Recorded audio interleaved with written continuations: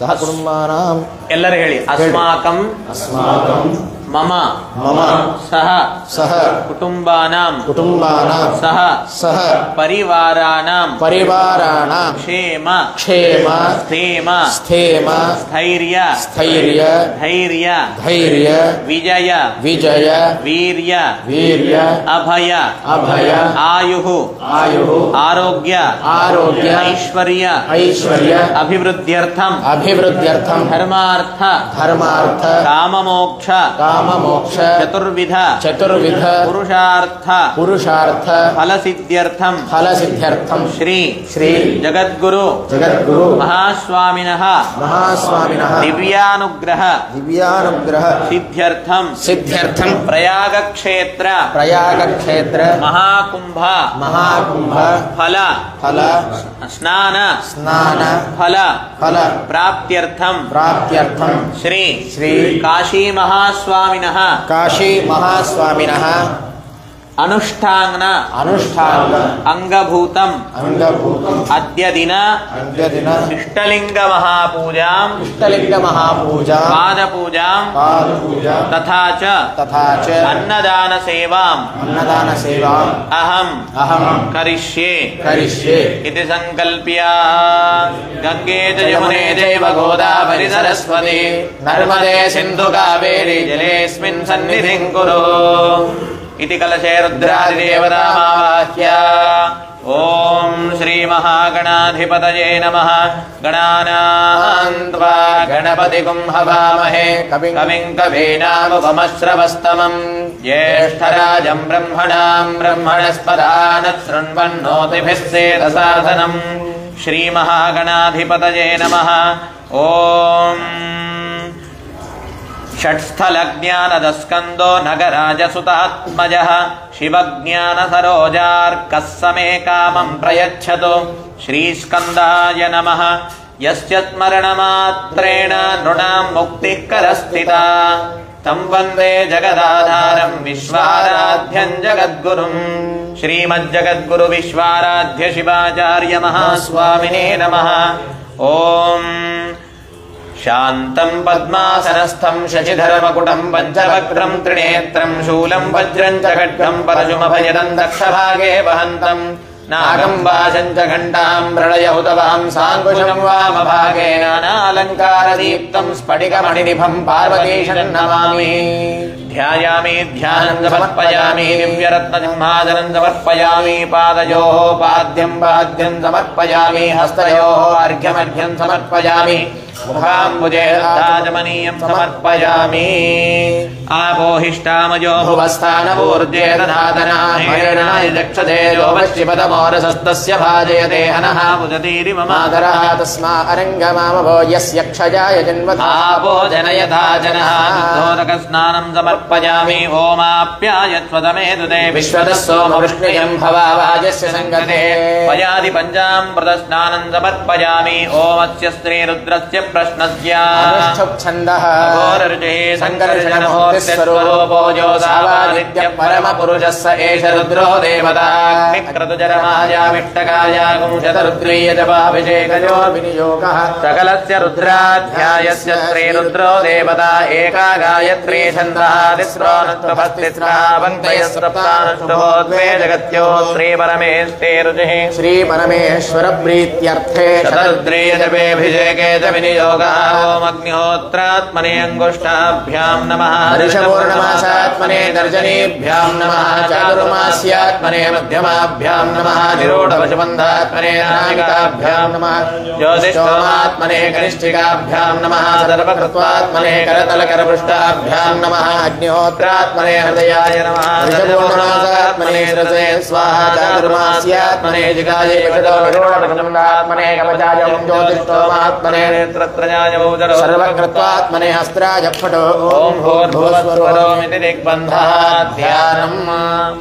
आपातालनभस्थलान्तभुवन ब्रह्माण्डमाविस्फुरत् ज्योतिस्फाटिकलिङ्गमौलिविलसत्पूर्णेन्दुवान्तामृतैः अस्तोकाप्लुतमेकवारमनिशं रुद्रानुवाकान् जपन् ध्याये दीप्सितसिद्धये ध्रुवपदं विप्रोऽभिषिञ्चेत् शिवम् ब्रह्माण्डव्याप्तदेहावतिमरुचा भासमाना भुजङ्गैर्कण्ठे कालाकवर्धा कलितशशिकलाश्चण्डकोदण्डहस्ताः रक्षारुद्राक्षभूजा सुललितविभवाश्चाम्भवा मूर्तिभेदाः रुद्राश्रीरुद्रसूक्तप्रकटितविभवा न प्रयच्छन्तु सौख्यम् शुद्धस्फटिकसङ्काशम् शुद्धविद्याप्रदायकम् शुद्धम् पूर्णचिदानन्दम् सदाशिवमहम् भजे ॐ नमो भगवः नमस्ते अस्तु भगवन् विश्वेश्वराय महादेवाय त्र्यम्बकाय त्रिपुरान्तकाय त्रिकाग्निकालाय कालाग्निरुद्राय नीलकण्ठाय मृत्युञ्जयाय सर्वेश्वराय सदाशिवाय श्रीमन्महादेवाय नमः। ॐ अस्तु एते सहस्रमयुतम् वाशाम् मृत्योर्मद्याय हन्तवे तान् यज्ञस्य मायया सर्वानवयजामहे तदा शिवोम् अपमृत्युर्णस्य राजुर्वर्धताम्। ॐ शान्तिः शान्तिः शान्तिः। अथ जमकाध्यायः। ॐ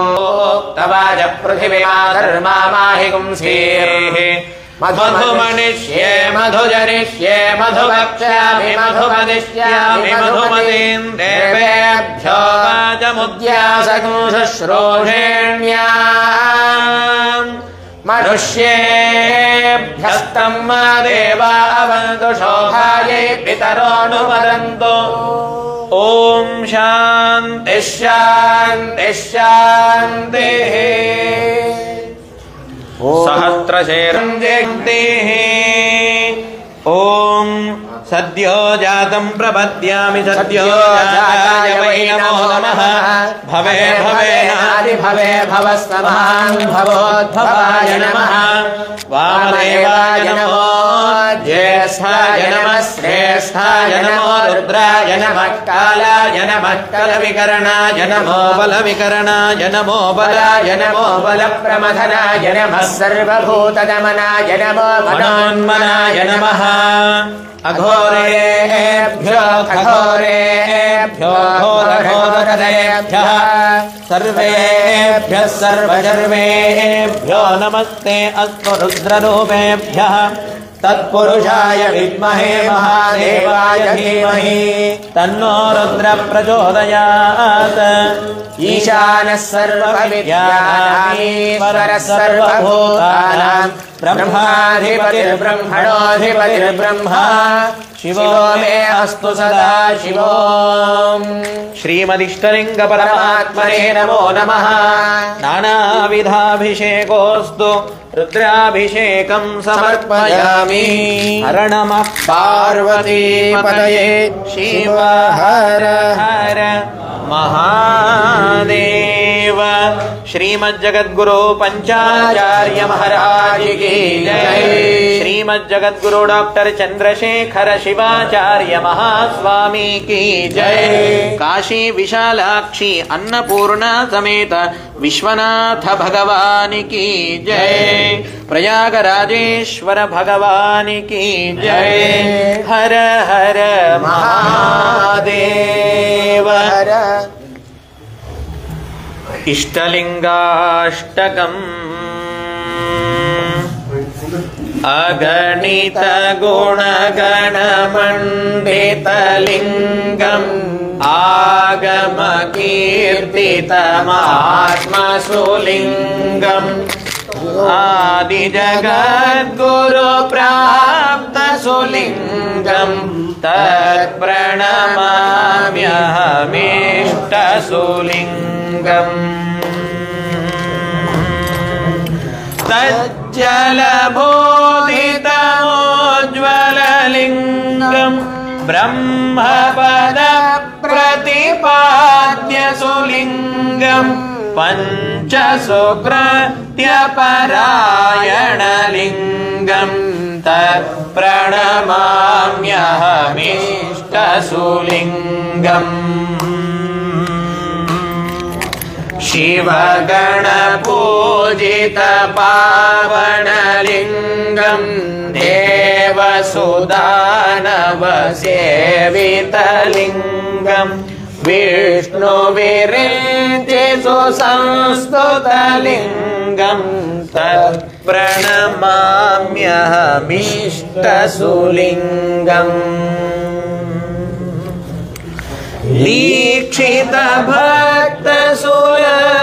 दीक्षितभक्तसुलभ्यसुलिङ्गम् वक्षसि संस्थितदक्षसुलिङ्गम् कार्मिकपाशनिकृन्तनलिङ्गम्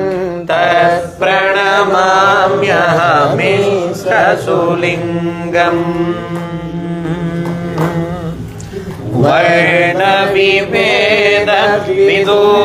वर्णविभेदविदूरकलिङ्गम् वामकरस्थितसौम्यसुलिङ्गम्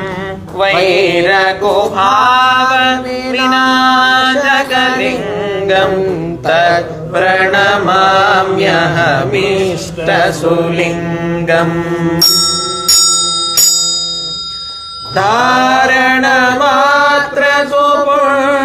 धारणमात्रसुपुण्यदलिङ्गम् वीरवरैः परिपूजितलिङ्गम् कामितदायि सुकल्पकलिङ्गम् तत्प्रणमाम्यहमीष्टसुलिङ्गम्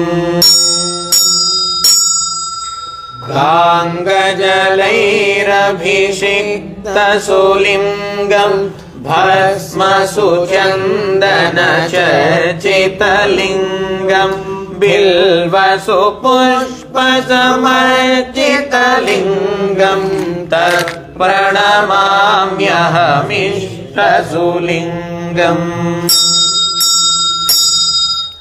धूपसुदीपसमर्पितलिङ्गम् षड्रसपूर्णनिवेदितलिङ्गम् दृष्टिसुयोगसुसाधकलिङ्गम् तत्प्रणमाम्यहमीष्टसुलिङ्गम् दृष्टिसुयोगसुसाधकलिङ्गम् तत्प्रणमाम्यहमीष्टसुलिङ्गम् तत्प्रणमाम्यहमीष्टसुलिङ्गम् तत्प्रणमाम्यहमीष्टसुलिङ्गम्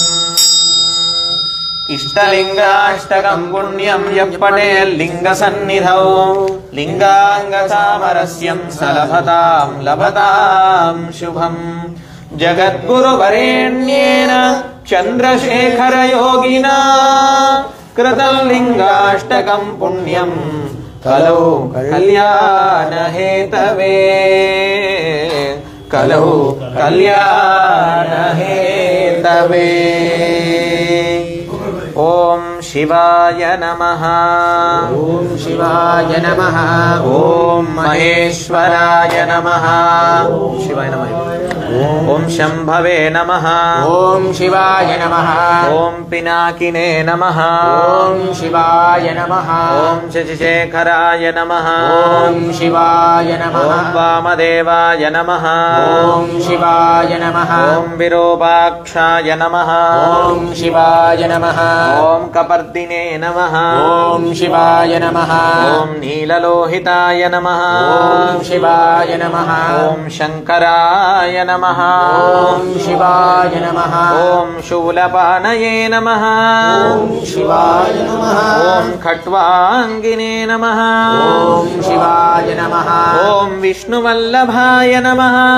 ॐ शिवाय नमः ॐ शिपिविष्टाय नमः ॐ शिवाय नमः ॐ अम्बिकानाथाय नमः ॐ शिवाय नमः ॐ श्रीकण्ठाय नमः ॐ शिवाय नमः ॐ भक्तवत्सलाय नमः ॐ शिवाय नमः ॐ भवाय नमः ॐ शिवाय नमः ॐ शर्वाय नमः ॐ शिवाय नमः ॐ त्रिलोकेशाय नमः ॐ शिवाय नमः ॐ शितिकण्ठाय नमः ॐ शिवाय नमः शिवाप्रियाय नमः ॐ शिवाय नमः ॐ उग्राय नमः ॐ शिवाय नमः कपालिने नमः ॐ शिवाय नमः कामारजे नमः ॐ शिवाय नमः गंगा अंधकासुरसूदनाय नमः ॐ शिवाय नमः गंगाधराय नमः ॐ शिवाय नमः ललाटाक्षाय नमः ॐ शिवाय नमः कालकालाय नमः ॐ शिवाय नमः कृपानिधये नमः ॐ शिवाय नमः ॐ भीमाय नमः ॐ शिवाय नमः ॐ परशुहस्ताय नमः ॐ शिवाय नमः ॐ मृगपाणये नमः ॐ शिवाय नमः ॐ जटाधराय नमः ॐ शिवाय नमः ॐ कैलासवासिने नमः ॐ शिवाय नमः ॐ कवचिने नमः ॐ शिवाय ॐ नमः कठोराय नमः ॐ शिवाय नमः त्रिपुरान्तकाय नमः ॐ शिवाय नमः शाङ्काय नमः ॐ शिवाय नमः वृषभारूढाय नमः ॐ शिवाय नमः भस्मोद्धूलितविग्रहाय नमः ॐ शिवाय नमः कामप्रियाय नमः ॐ शिवाय नमः परमयाय नमः ॐ शिवाय नमः त्रयीमूर्तये नमः ॐ शिवाय नमः ईश्वराय नमः ॐ शिवाय नमः ॐ सर्वज्ञाय नमः ॐ शिवाय नमः ॐ परमात्मने नमः ॐ शिवाय नमः ॐ सोमसूर्याग्निलोचनाय नमः ॐ शिवाय नमः ॐ हविषे नमः ॐ शिवाय नमः ॐ यज्ञवयाय नमः ॐ शिवाय ॐ सोमाय नमः ॐ शिवाय नमः पञ्चवक्त्राय नमः ॐ शिवाय नमः सदाशिवाय नमः ॐ शिवाय नमः विश्वेश्वराय नमः ॐ शिवाय नमः वीरभद्राय नमः ॐ शिवाय नमः ॐ गणनाथाय नमः ॐ शिवाय नमः प्रजापतये नमः ॐ शिवाय नमः हिरण्यरेतते नमः ॐ शिवाय नमः हर्षाय नमः ॐ शिवाय नमः ॐ गिरीशाय नमः ॐ गिरिशाय नमः ॐ शिवाय नमः ॐ अनघाय नमः ॐ शिवाय नमः ॐ भुजङ्गभूषणाय नमः ॐ शिवाय ॐ नमः वर्गाय नमः ॐ शिवाय नमः गिरिधन्वने नमः ॐ शिवाय नमः गिरिप्रियाय नमः ॐ शिवाय नमः वासदे नमः ॐ शिवाय नमः रातये नमः ॐ शिवाय नमः भगवते नमः ॐ शिवाय नमः आधिपाय नमः ॐ शिवाय नमः मृत्युञ्जयाय नमः ॐ शिवाय नमः सूक्ष्मतनवे नमः ॐ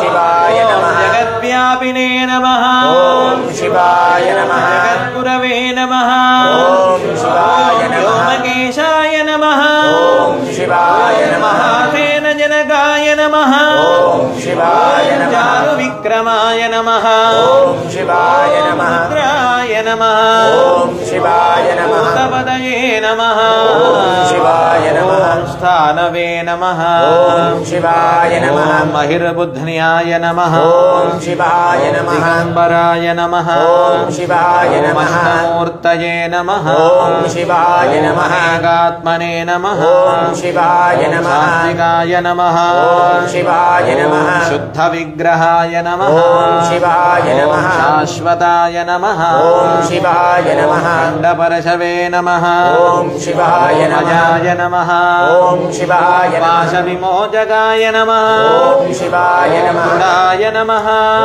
शिवाय नमः पशुपतये नमः ॐ शिवाय नमः देवाय नमः ॐ शिवाय ॐ नमः महादेवाय नमः ॐ शिवाय ॐ नमः अव्ययाय नमः ॐ शिवाय नमः हरये नमः ॐ शिवाय नमः भूषण नमः ओम शिवाय नमः दक्षाध्वरहराय नमः ओम शिवाय हराय नमः ओम शिवाय नमः गगनेन्द्रविदे नमः ओम शिवाय नमः व्यग्राय नमः ओम शिवाय नमः सहस्राक्षाय नमः ओम शिवाय नमः सहस्रपदे नमः ओम शिवाय नमः वर्गप्रदाय नमः ओम शिवाय नमः नमः ओम शिवाय नमः तारकाय नमः ओम शिवाय नमः परमेश्वराय नमः ओम शिवाय नमः सेवन्तिकाबकुलजम्बगपाटलाब्जैः पुन्नागजाजिकरवीररसालपुष्पैः बिल्वप्रवालतुलसीदलमालिकाभिः त्वां पूजयामि जगदीश्वर मे प्रसीद नानाविधपरिमलपत्रपुष्पाणि बिल्वदलानि च समर्पयामि जय शङ्कर लिङ्ग जय जय लिङ्ग जय जय जय शङ्कर लिङ्ग जय जय लिङ्ग इष्टलिङ्ग ईप्सितार्थमोक्षदायका महे च पावना इष्टलिङ्ग ईप्सितार्थमोक्षदायका महेश पावना जय शङ्कर लिङ्ग जय जय लिङ्ग जय जय प्राणलिङ्ग पापभङ्ग पार्वती प्रिया पाहि परशिवा प्राणलिङ्ग पापभङ्ग पार्वती प्रिया पाहि परशिवा जय शङ्कर लिङ्ग जय जय लिङ्ग जय जय जय शङ्कर लिङ्ग जय जय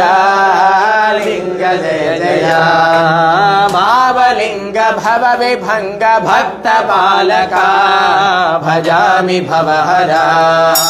भावलिङ्ग भव विभङ्ग भक्तपालका भजामि भवहरा जय शङ्कर लिङ्ग जय जय लिङ्ग जय जय जय शङ्कर लिङ्ग जय जय लिङ्ग जय जय लिङ्ग जय जय लिङ्ग जय जय ॐ कर्पूरगौरं करुणावतारं संसारसारं भुजगेन्द्रहारं सदा वसन्तं हृदयारते भवं भवानी सहितं नमामि गुणातीतकान्तं परब्रह्मजान्तं सुविद्यादिदेवं भवारण्यदाम्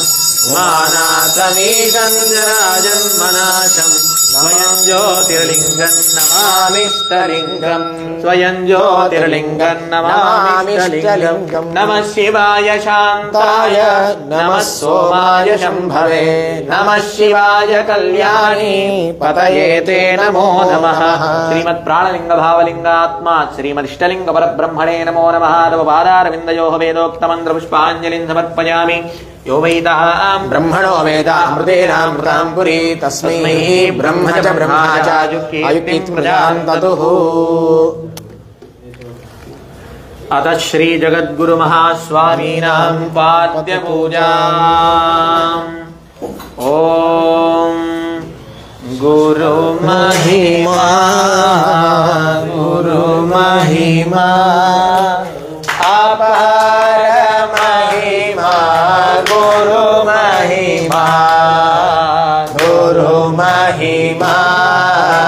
गुरुमहिमा अपार महिमा गुरुमहिमा किं वचनीयं गुरुमहिमा किमवदनीयं गुरुमहिमा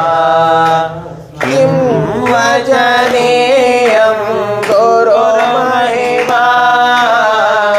किमवदनीयं गुरुमहिमा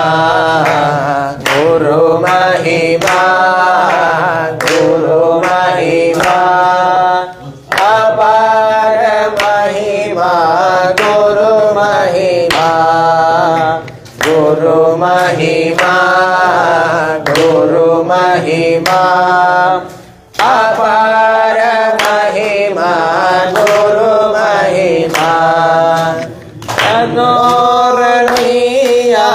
गुरु महिमा महतो महियान गुरु महिमा अनोरणीया गुरु महिमा महतो महियान गुरु महिमा गुरु महिमा अपार महिमा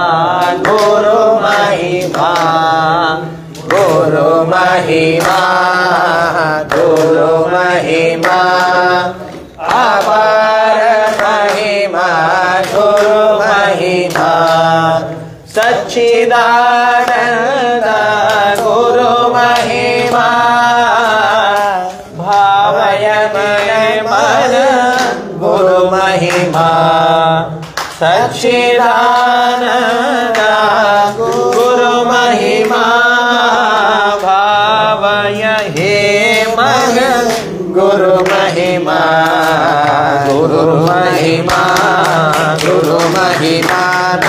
अपार महिमा गुरु महिमा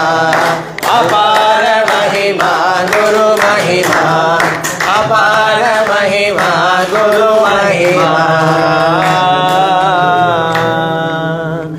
अथ मंगल नीराजनम् श्री विश्वाराध्याय मंगलम् शिव विश्वैकपालाय मंगलम् श्री विश्वाराध्याय मंगलम् शिव विश्वैकपालाय मंगलम् विश्वेश जाताय विश्वारिबीजाय विश्वेश जाताय विश्वारिबीजाय श्री विश्ववन्द्याय मंगलम् शिव विश्वैकपालाय मंगलम् चरणवन्द्याय मंगलम् चरणीतिबोधाय मंगलम् गुरुरूपधाराय गुरुरायराजाय गुरुरूपधाराय गुरुरायराजाय परिपूतदेहाय मंगलम् शिव विश्वैकपालाय मंगलम् भवमूलभङ्गाय मंगलम् शिव शिवलिङ्गसङ्गाय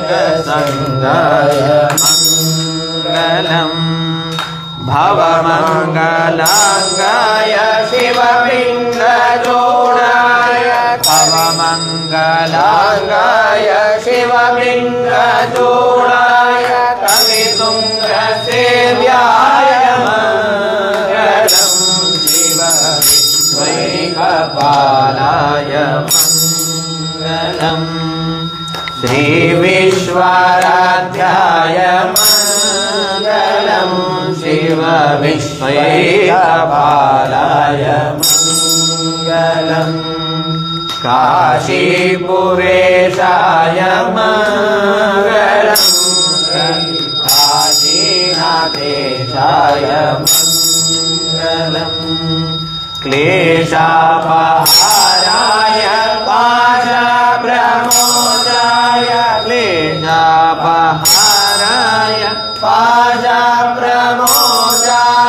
श्रीजालिमान्याय मंगलम् शिव विश्वैकपालाय मंगलम्